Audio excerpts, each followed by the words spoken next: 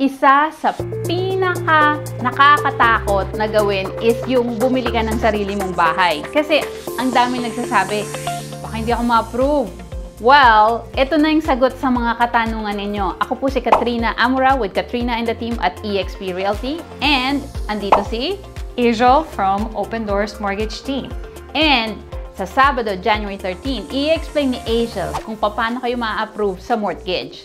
Opo, so kung nagbabalak po kayong bumili ng bahay at ito yung very first time nyo na bumili, ang Open Doors Mortgage po is pupunta doon sa January 13 at tuturuan namin kayo kung paano kayo mag-ipon pang down payment, anong kailangan nyong gawin sa mga credit nyo at anong kailangan na income para ma-qualify kayo.